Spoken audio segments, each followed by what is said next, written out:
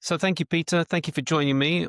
You are the second guest, actually, from when I started this whole conversation, Your Life, Your Call conversations. Thank you for joining me. Thank you for reaching out. Thank you My for pleasure.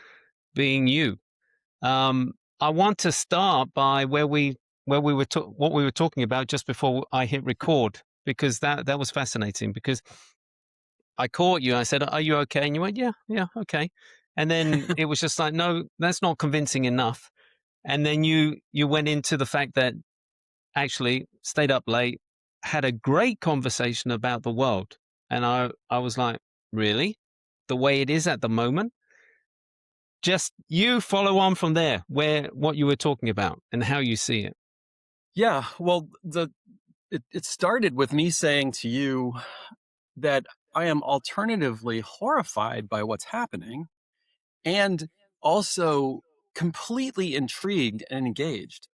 And it feels like, well, I believe from a spiritual perspective, we all chose to be here at this time, and therefore we must have chose it for a really important reason.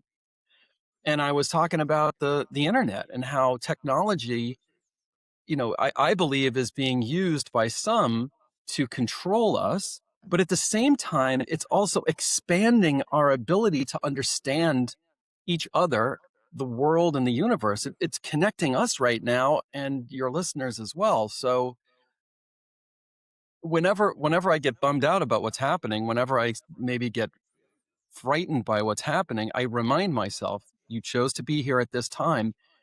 It's an exciting time to be alive, that the chance still exists for us to break out of an old paradigm and into a new one as individuals and collectively.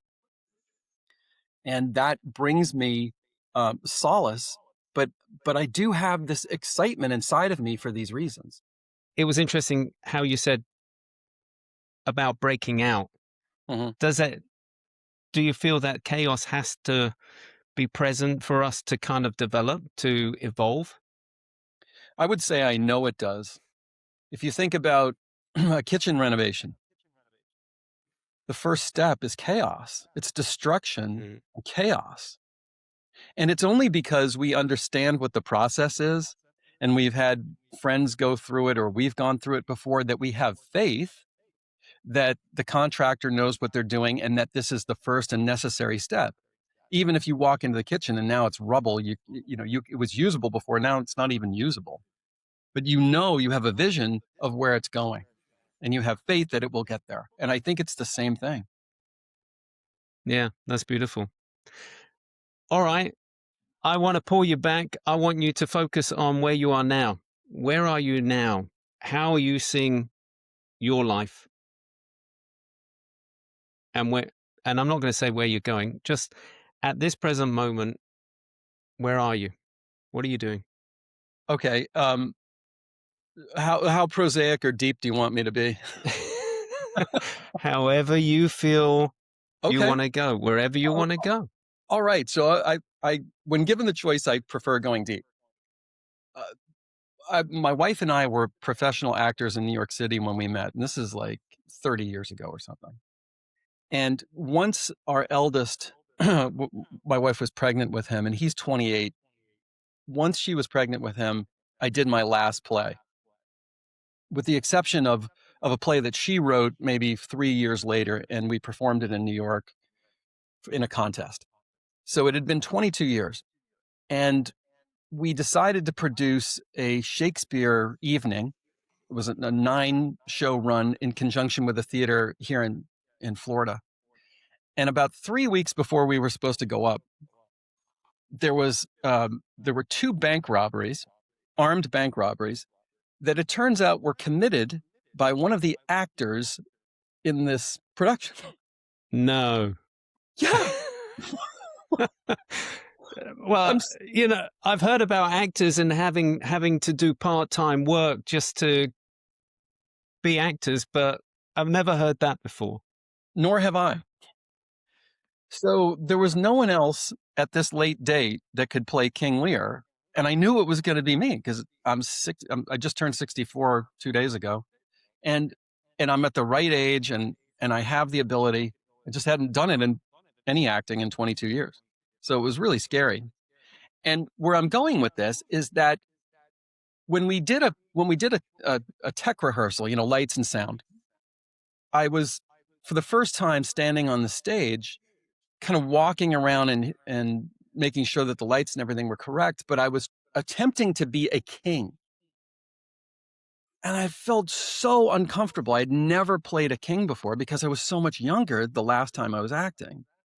And I didn't know what it meant to be a king. Well, where I'm going with this is to the concept of an archetype. You know, a jester or a joker, a warrior, like I don't know if you would call it like a priest or something like that, but a king is one of the archetypes. And what I realized when this happened, I had a sense that, like everything in life, there's a larger purpose to everything. It's not just this tiny little random event, and it affects multiple people. And I knew in that instant I had to step into this role. And the role was the role of a king. And I was really uncomfortable with that. But as I looked up the archetype of king, I realized this is where I'm supposed to be now. And it's not king with one person controlling other people and other people are there to serve the king. It's more of the reverse, like taking care of other people, um, being more sober, imparting knowledge. It's this last phase of life where you are, I think, you're supposed to, in a short sense, give back. And so that's where I feel like I am. It's facing my own mortality, not because I was diagnosed with leukemia 23 years ago, because I faced it then too, but it's facing it in a more mature and sober fashion, and feeling less like I used to when I was an actor. Like, I want to be famous. This is about me. It's feeling different now. It's feeling like no, this is about other people, and it's about trying to bring whatever I have to offer in this last chapter of my life. That's fascinating. So let me get this straight. When you had to play the part of the king, how Mhm. old were you then? Well, it just happened. Like we Oh, it's just just recently. Yeah, I Yeah, just wanted to get that straight. I yeah, thought yeah, you were yeah. It was relating to the something. the 3 weekend 9 show run went from the end of January to the beginning of February. So it was Wow. those 3 weekends beginning on like January 27th or 20th. Can't remember the exact date. But it And I didn't yeah. learn that I had to play this role until I think it was December 17th when we heard the news that this guy had been arrested for 2 armed robberies. Oh, dear. I'm just curious with the whole, like, so you had this narrative of within you of what a king should be, and that's why you felt uncomfortable. Yes, yes, and it was only when I looked up what is the archetype of king Mm. and how do actors play kings. Like I looked up all of that, and when I looked those things up, I was like, "Okay, I get it. I understand why it's important for me to play this role now, to begin to learn what that means at the deeper level." Like I was saying before, the sobriety and the maturity and the planning and the caring of other people. And how did that feel once you embraced that? Did it feel like you were, this is me, this is me coming home, this is me, or where I am now, this is where I should be? That's a great question. I did become very, very comfortable in the role, and I did a lot of self, meditation slash hypnosis around it. I did praying around it. Before every performance, I would ask God to use me as a vessel to flow through me for the benefit of the cast, the crew, and the audience, and to impart whatever energy, whatever feeling, whatever message that our creator felt like was important for anybody there. It might have just been for one person, I don't know. Mm. But I felt grounded in all of that, despite the fact that King Lear is not a great role model. Well, that's something that I wanted to go down, is the fact that you mentioned about researching to be a king, where does an actor go and do his research? Where do you find the information of how a king should be acted? Is there resources for an actor to, or is it just looking at previous roles of people that have played kings that you're watching how they showed up? That's a great question. And yes, I watched some video of other people like Anthony Hopkins playing King Lear. And I must say that I feel like as an actor, I didn't get anything from these other, august performers. I there was nothing in their performance that resonated for me. What resonated more for me was drawing upon my work as really like a spiritual coach, I think is what I am. And it was looking up, as I said, the archetype of king. This timeless, spiritually oriented version of what a king really is. And that, I think, was sort of the foundation upon which I rested the performance. And then it was the other things that actors do, like finding parts of this man who is kind of repugnant, at least in the beginning, and finding a justification in my own mind of why he would be this way. Like, what is his own pain? And finding the moments of tenderness with his daughter, even while he's banishing her, and the internal conflict between you can't do that to me, I'm the king, and I'm going to be this way, but also the loss of this cherished person. So yeah, so I looked at all of those sources. I looked at other actors, didn't get much out of that. I went on to AI and it's how do actors act a king? Got a little bit from that, but the most was from this archetype concept, and that's what really resonated with me in terms of the bigger reason why. One of the reasons, I suppose, that I was unexpectedly thrust into this, that was causing so much fear inside of me because it had been so long. Mm. And I had positioned myself as the teacher, because this is not just any kind of Shakespeare. It's called unrehearsed Shakespeare, which is how Shakespeare was performed in Elizabethan times. They didn't have copy machines and they didn't have copyright laws. And so each actor just received their lines and then a 3 to 5 word cue to let them know when to speak. And it was rolled up on these dowels and handed to the actors. This is the role you will be playing because it's rolled up on these dowels. Oh, wow. And so Okay. I had taught the other actors, because none of them had ever done this before. I had taught them how to do it. So I had held myself up as the expert, and now all of a sudden I have to perform.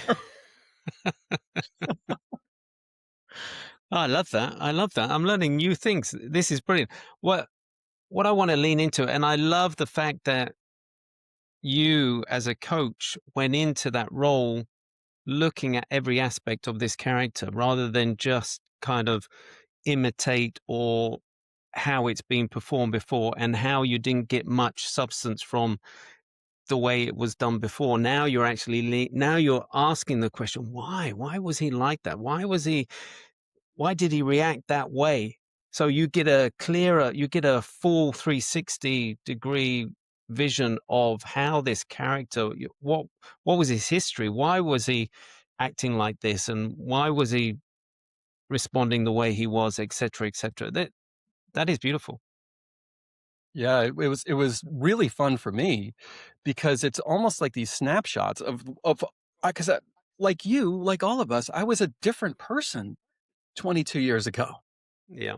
So much has happened in the interim to inform me as a human, and that's what actors do. They bring all of their experiences with them when they play different roles. And so I brought, I think, a similar but different version of me to the stage, and it was really such like an amazing experience.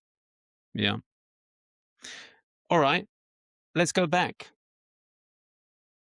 If you reflect on the journey that you've been on, what would be, and I know you reflect back on when you were diagnosed with leukemia, was that a big change for you? Did that stop you in your tracks and kind of get you out of that autopilot mode of just living? Oh yeah. And with a big underline and bolded with exclamation points after it. Absolutely. It another podcaster coined the phrase, at least for me, you got hit by a spiritual 2x4. And that's what it took. You know, for some of us, we're so stubborn that we don't heed the more subtle calls that are undoubtedly happening. And for me, it had to be a twin diagnosis. So it wasn't just leukemia, it was also Lyme disease. You know, two diagnoses on the same day at the age of 41 when I had three small children. And it required that for me to be shaken out of my stupor and begin to wake up. I mean, and I will say too that was not the only thing it took for me. That a couple of years later, that was in 2003. In 2005, my family and I, we were vacationing in Puerto Rico. And I'm not a surfer. I had surfed once for like 4 seconds or something in Hawaii. Never taken any lessons or anything, but I rented a board and I walked down to the beach and I noticed that there were no surfers out in this bay where the day before it was filled with them. And I thought, wow, that's not a good sign. I bet it's dangerous today. And then I had the thought in my mind, how messed up is this? I had the thought in my mind, well, you've been diagnosed with leukemia. What difference does it make? You're probably going to die anyway. What the hell? And so Yeah. out I go into the water and I'm, you know, struggling out there. The conditions are terrible. I'm getting knocked off the board over and over again. And I'm exhausted and I think I better go in. And so I start paddling my way in. And I realize that the current has taken me probably a half mile down the beach. The beach is totally empty. And I get to about 20 yards from the beach and I think, all right, I've got this board that's, you know, affixed to my ankle and I don't want to get caught in a rolling wave and have the board hit me or something. And so foolishly, I take the board off and I push it into shore and I start swimming. And a wave knocks me underwater and I keep swimming. And a wave knocks me underwater and I keep swimming. And I'm getting more and more tired and I realize I'm making no progress at all. I must be in a rip or something. And I didn't have the presence of mind, you know, swim parallel to the beach where I'm just starting to like freak out. Mm. Well, all of a sudden, this guy that I had just said hello to, I didn't even know him. I just said hello to him, walks a half mile down the beach just to check on me. I've never met this guy before in my life. And he shouts out to me, "Are you okay?" And for the first time in my life, first time, I yell back at the top of my lungs, "I need help." So he runs to get the board, which is genius. And as soon as he does that, right after I speak these words, I kid you not, it felt like the hand of God lifted me up by my ass and deposited me on the beach. Total mind blowing. I literally felt like I was being pulled like this, like a big hand was underneath my butt and threw me with a wave, lifted me up and threw me, slammed me down on the beach. How could anybody not interpret that as you need to learn the lesson to ask for help? You're not an island. But again, Mr. Stubborn had to like almost drown to learn this lesson. And I don't think it was random that this guy that I didn't even know, that I just said hello to, walked down the beach to check on me. Because his part in that little scene was necessary to say, "Are you okay?" For me to yell, "I need help." Wow. That's incredible. I'm just curious, on reflection, if leukemia, Lyme's disease didn't slap you in the face and this surfing incident, have you thought about the journey that you would have carried on just based Yes. on the programming Yeah. that you had? Yes, it would have been very dark. You know, I had an anger thing. You know, I'd get really angry at my kids for doing little kid things. I was shut down, emotionally shut down. And all of the tension from working 4 days a week as a consultant on Wall Street, 1 day a week building a security guard business, traveling, commuting 2 hours each way, trying to restore a 100-year-old house, trying to take care of kids, not hanging out with friends, not doing anything for fun. that was, causing so much tension inside of me. My back was going out. It, yeah, it, it Yeah. wouldn't have been pretty. I don't I hear. I wouldn't be married. My kids probably would hate me, or have very little to do with me. I would never have found this path that has felt like a calling. God only knows. Mm, Honestly, God only knows. I mean, maybe I would have gotten into, alcohol or drugs to try to deal with all of the tension and everything. I don't even know it, but it yeah. couldn't have been pretty. So I'm curious, when you're in that deep, dark hole, when you're faced with such information and you're looking at your life,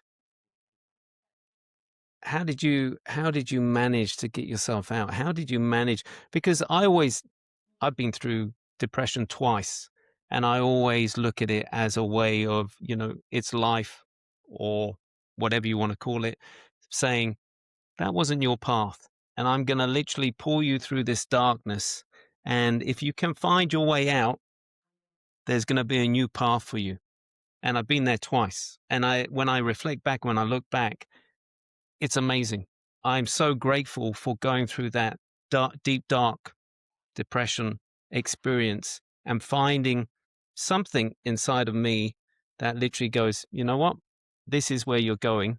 First time, all right, ego, head, picked me up and set me on a new course. But then the second time, ego literally pushed to one side and it was something really deep. And that's why I end up here now talking to you.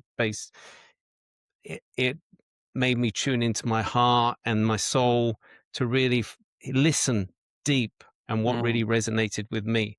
So for you, when you're faced with all that, how did you get yourself out?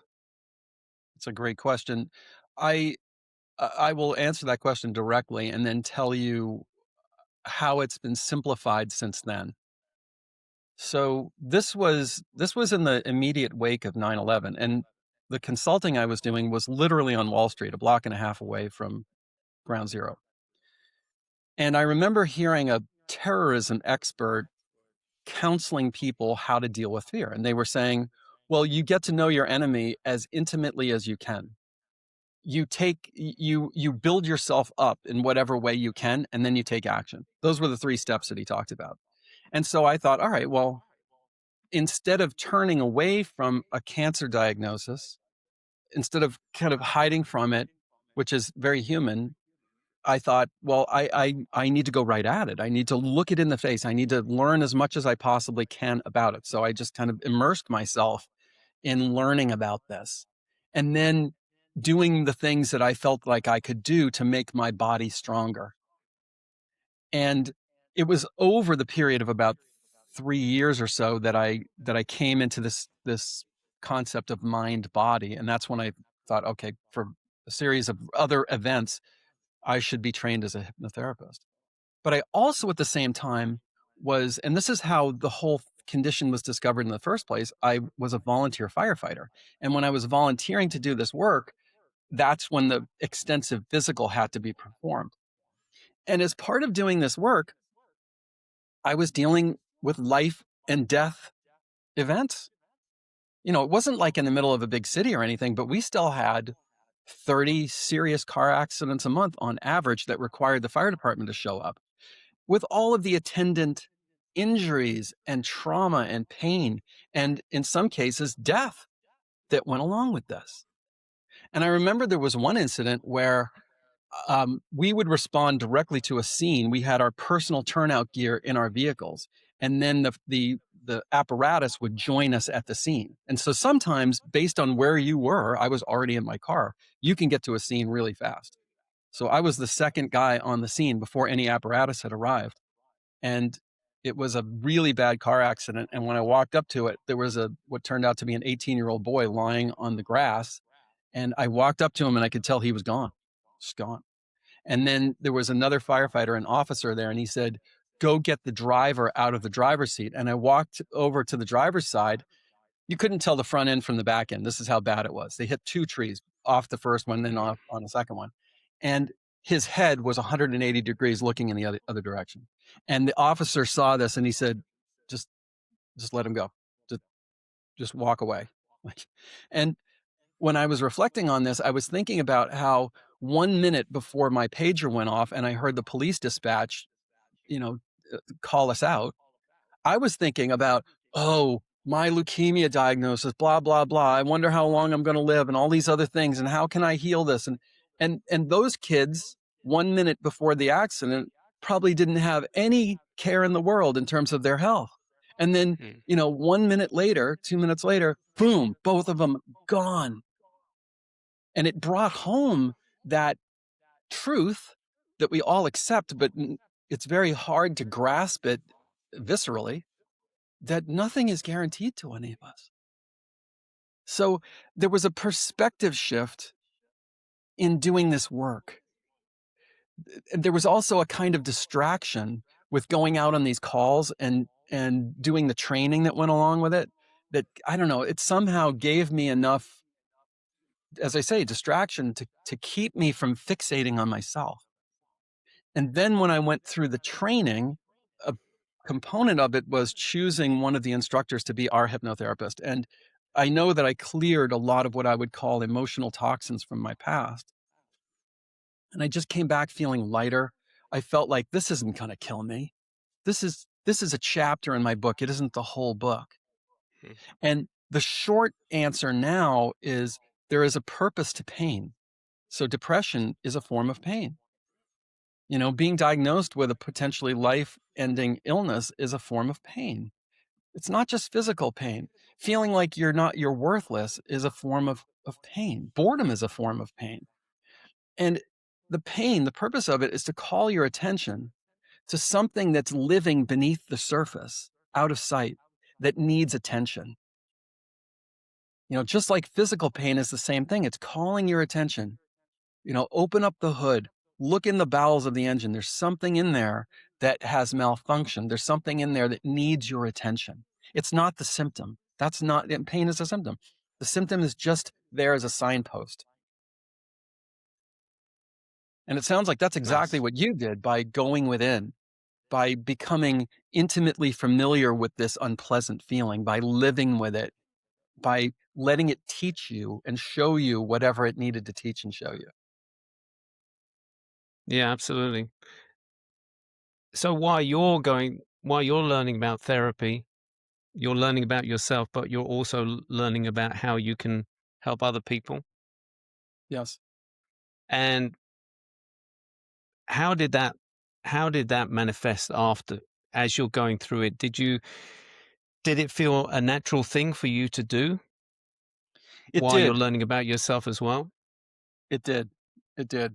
So much of, well, the essence of a hypnotist is language. And also not just language, not just the words, but more importantly, the tone, the cadence, the pitch, the volume, the silences, the timbre, all of that, which is really the art of the actor too. Mm. And when the work that I do, the gold standard for my work is ultimately a regression to the cause, and then a healing of the cause where it lives, which is in the subconscious mind, which our conscious mind would say is in the past. And once that's healed, just like replacing a part that's gone wrong in an engine, whatever symptoms are associated with it either go away or they become much, much better. And I would never have in a million years thought that my time as an actor would somehow turn up in something seemingly so unrelated. But to me, they feel like they're married, that it was essential that I had that ability and that experience to walk somebody through the on the canvas of their mind, to walk them through these scenes from earlier in their lifetime where they are the principal actor, where there's some kind of conflict, just like in theater, for example. and to help them through that in a way that essentially rewrites the code in their mind, rewrites the software. Where Mm. consciously they can remember everything that happened, but the subconscious now, because it's been rewritten, doesn't view it as a clear and present danger in the moment. And so their bodies don't get hijacked. Just like with me, when I didn't have the anger anymore, I came back from my training and the kids could do the same thing that they were doing before, but I remained calm. My body didn't move into a fight or flight response. And I could think in my mind rationally, oh, well, that can't stand. We can't let that occur.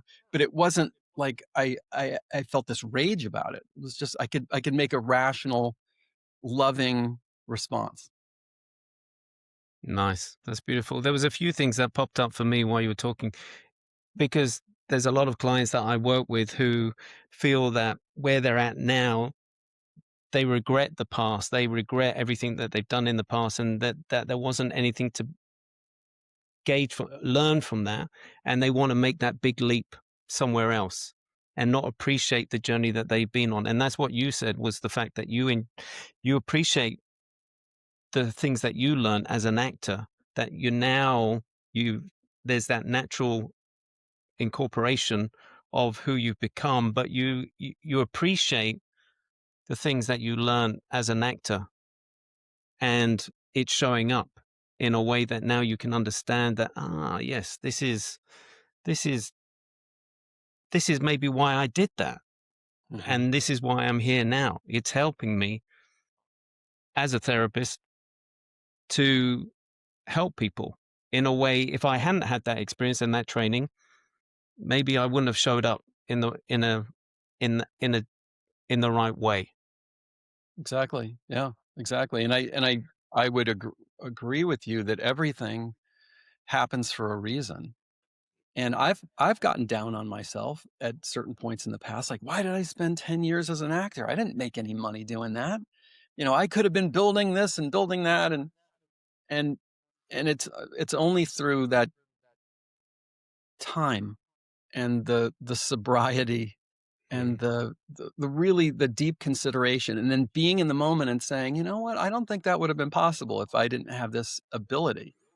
And not everything I in our culture, I feel like everything my wife and I were talking about it this morning, that everything seems to flow back to mercantilism. Everything flows back to, well, what have you produced that is of economic value? Or what have you consumed that is of economic value?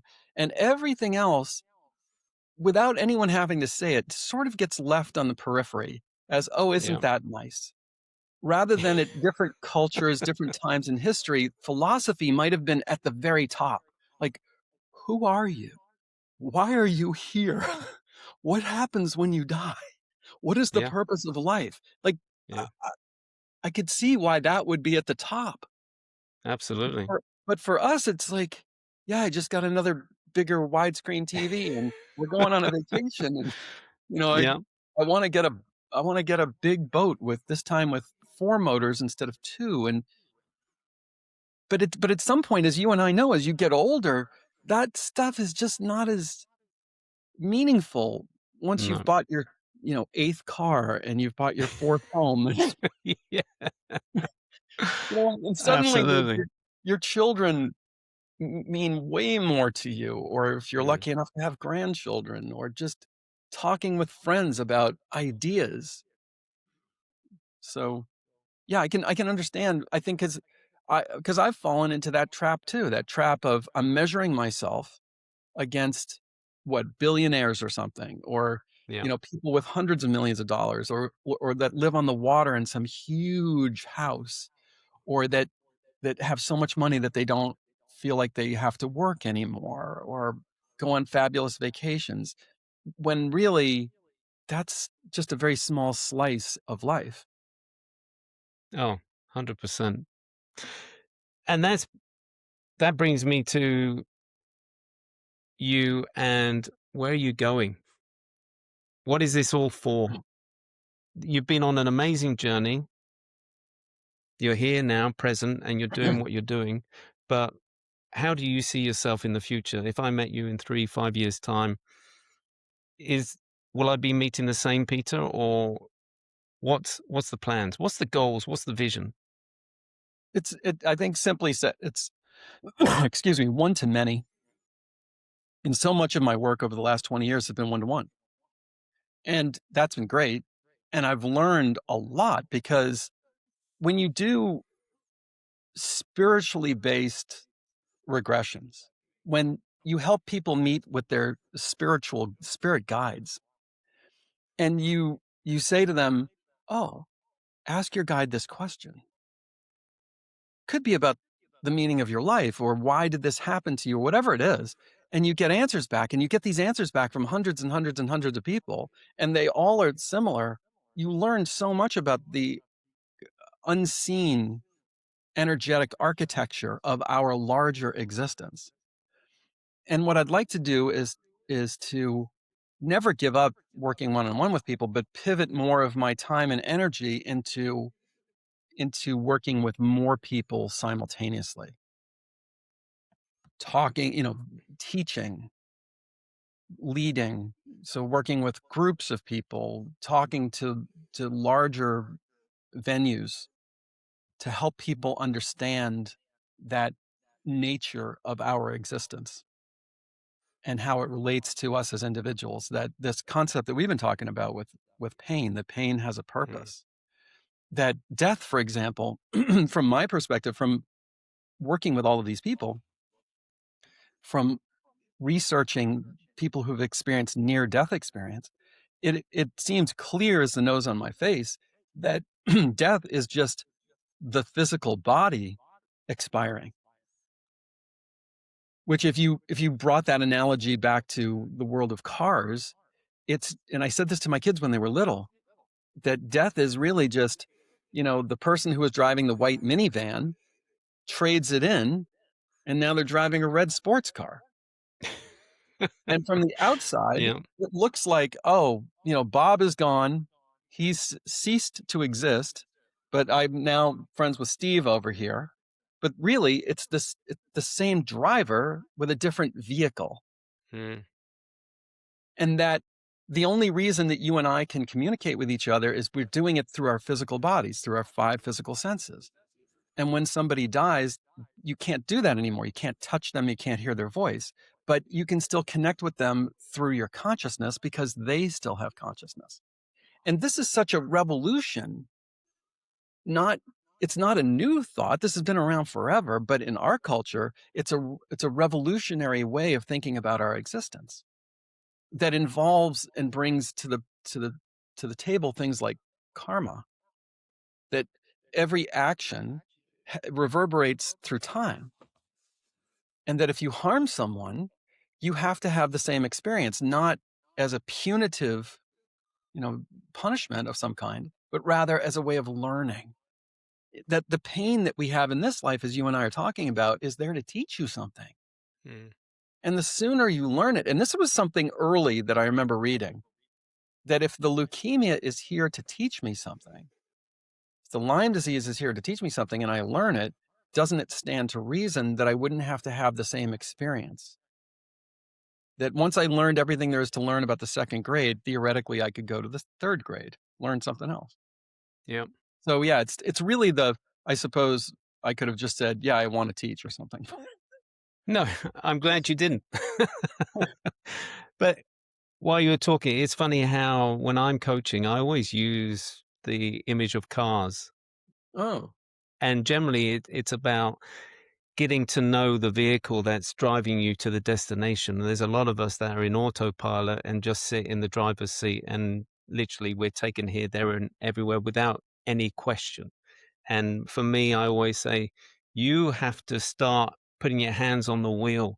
You have to get to know what's under the bonnet. You have to get to know how it feels, how it maneuvers, how you can put your foot to the pedal, etc. Really get to know that vehicle. But 90 over however many percentage of people don't. They just sit in the car and then, yeah, whatever, it takes me here, there. I don't care as long as I can get somewhere, but I don't really understand where it's taking me, but I just take it for granted. And it's just like, no, you feel it, drive it.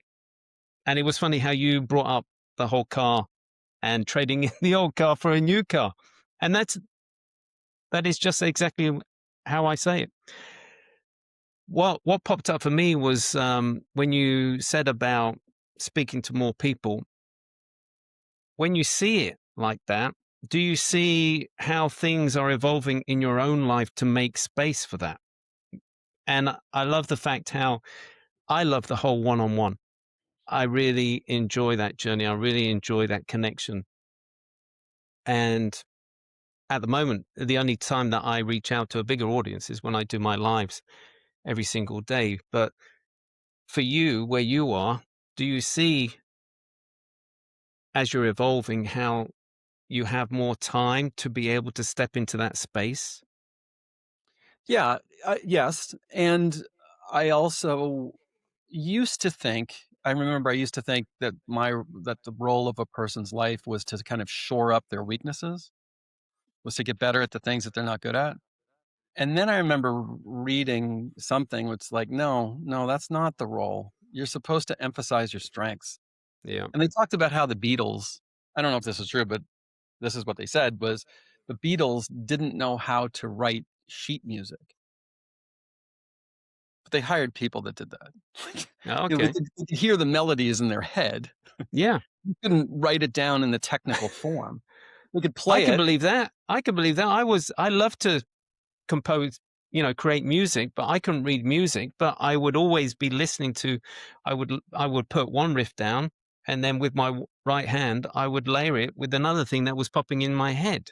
And I can understand that, yeah, if they create this beautiful music, but why do they need to know how to write music? Yeah, so in the spirit of focusing on my strengths, because I know what my weaknesses are, and now I think part of that king archetype is knowing what my strengths are and not being uh, feeling like I should be shoring up the weaknesses all the time, but rather I should be focusing on the strengths. And so that's also part of this next chapter, which is also related to acting. I know that one of my strengths is communication. I know that I can communicate to people. I have a lot of experience and Yeah. I have a natural talent for it. Yeah. And whether that's, you know, creating content for my YouTube channel, which I made into a decent sized YouTube channel, or it's doing loads of podcasts, or it's being a speaker at a corporate event or something, talking, or it's leading a group of people in a retreat that I've organized. These are this is where my thinking is now, is wanting to be more in the middle of the river where the water is moving smoothly and swiftly of Mm. my own abilities, my own interests. And it really does, again, leverage all of that time as an actor. Oh my God, all that time. Well, it Like, feels like you've gone full circle. yeah, Literally, it's like you're yeah. coming home, but It you're is. acting. It's exactly like You're I'm coming home, but I'm coming home with a different version of me. Because mm, when I did it before, like a lot of actors, I think I just wanted to be loved. I mean, it's one of the yeah, few professions where people will clap for you. Like, yeah, yeah, you know, if you need that, clearly you're trying to fill some kind of a hole inside of you. And I think all of the time away from it God helped me to get to a place dealing with leukemia and Lyme disease and the fire department and being an EMT and working on businesses and helping other people and raising children helped to fill that other part inside of me that doesn't need that anymore. That feels king-like to me. yeah. You know, I don't need to be Lancelot, you No, know, with the shining armor anymore. I did before. yeah. So yes, it's bringing all of that experience and all of that native ability and bringing it into a realm where I already know what I'm good at and what I'm not good at. I'm not good at anything administrative. I'm not good at anything organizational. Hey, you're the man of yeah. I feel exactly the same. I none of that boring stuff, the administration, and it's funny how because when I was younger, I wanted to be a pop star. And I wanted to create music. That was everything that I wanted to do. But then my parents pulled me back and went, no, no, no, focus on your education, get your education, and then whatever you want to do, at least you've got the education to fall back on. But then once you've gone through that educational path, you go, well, I've done it now, I might as well just carry on and see where that takes me. And I gave up the whole music dream. But I see, just like you, that there will be a point, and I mentioned that when we spoke, the last call that we had, was that there will be a point where I will return. And while you were talking about the whole acting and the ego about wanting to be loved, etc., etc., Yeah. wouldn't it be funny if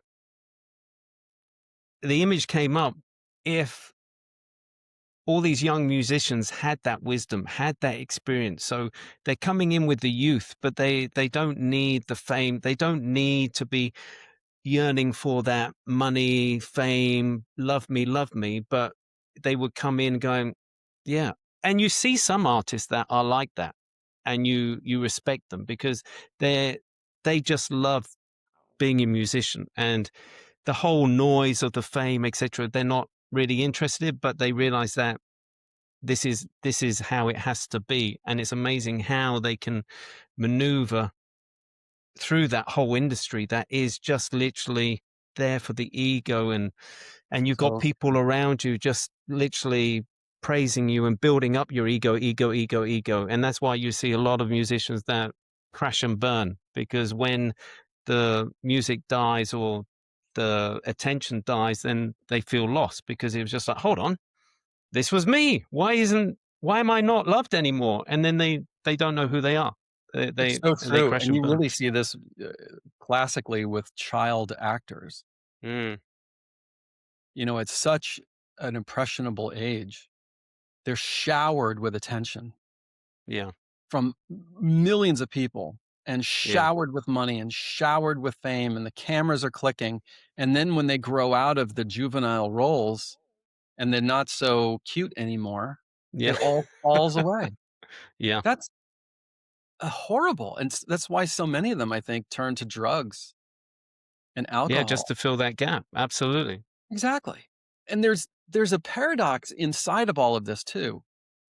I've done a fair amount of work with elite athletes, NFL players, Division 1 football players, and some others. And the paradox is, in order to be at the top, literally at the top of your game as an elite athlete or as a performer, you have to be completely in the moment.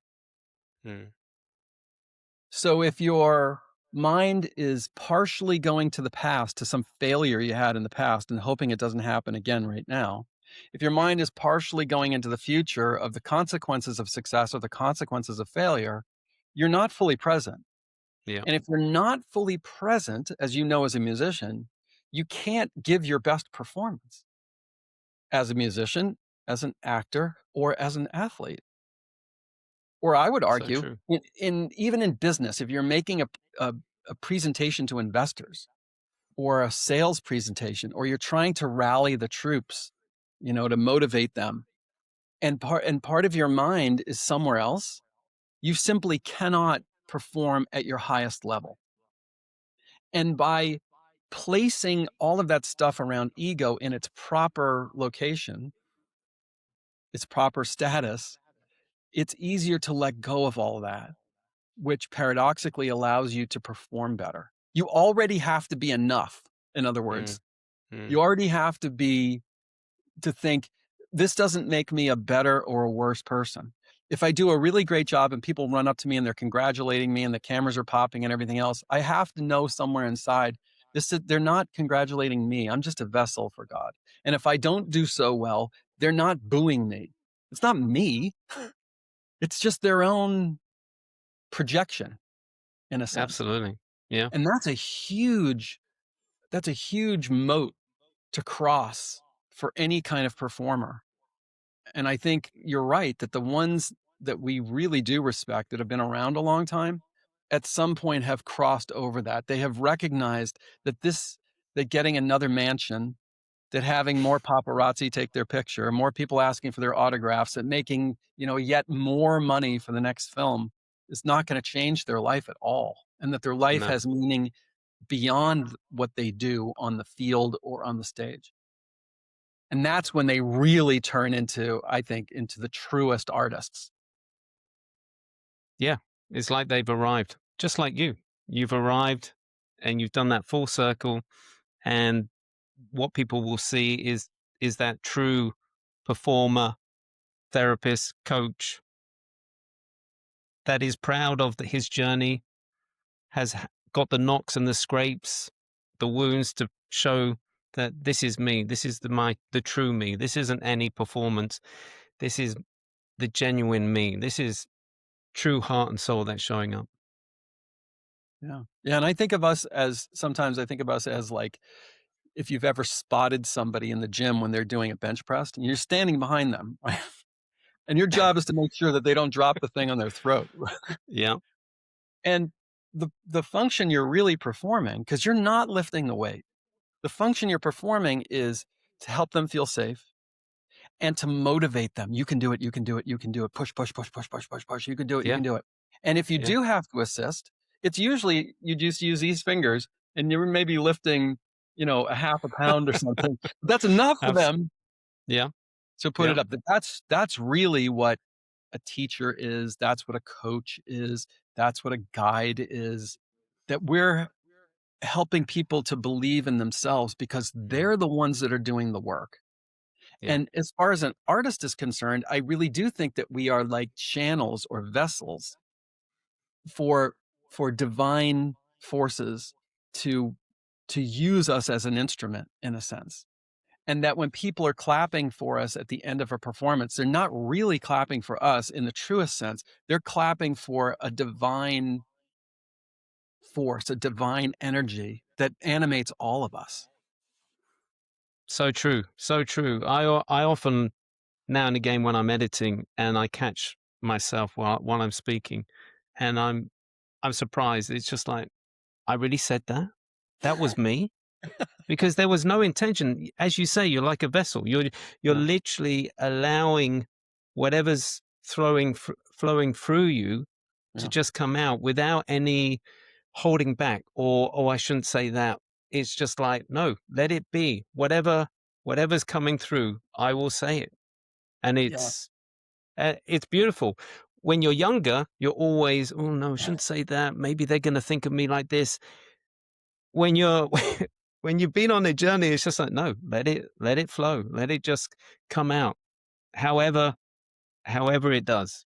And as you say, you're there to walk beside your clients, the people that are looking for help, and to inspire them to and I feel like there's an exchange of energy as well. There's an amazing exchange of energy and a connection as well. For sure. For And sure. it's funny when I'm always surprised that you can feel it online as well. I don't know how that Mhm. works, but it's always I thought that online when I was training to be a coach, I thought, not gonna feel it, not gonna but while I was training, you could feel it. You could feel the energy. You could Mhm. feel the energy in the room. It was amazing. And you could feel that, there'd be a time where a lecturer would come in and it's just like, something's off. Mhm. I'm not feeling it. And the whole room Mhm. could feel it. And you would Mhm. raise it at the end and go, I didn't feel it today. I felt that something was off. Maybe it was just the way she used her words or the way she came across, but we could all feel it. So it is powerful. And I'm Yeah. loving this journey. And I can see that you're loving this journey too. And I'm going to sign off now. I really appreciate, Sure. Peter, for you giving us the time and the space and allowing us to walk beside you where you are now, showing us your journey and allowing us to see where you're going as well. So thank you. And thank you, Stefan, for inviting me and for asking such thought-provoking questions. I really appreciate that. Thank you. I really appreciate you and who you are. And I look forward to connecting in the future as well. Me too. Thank you.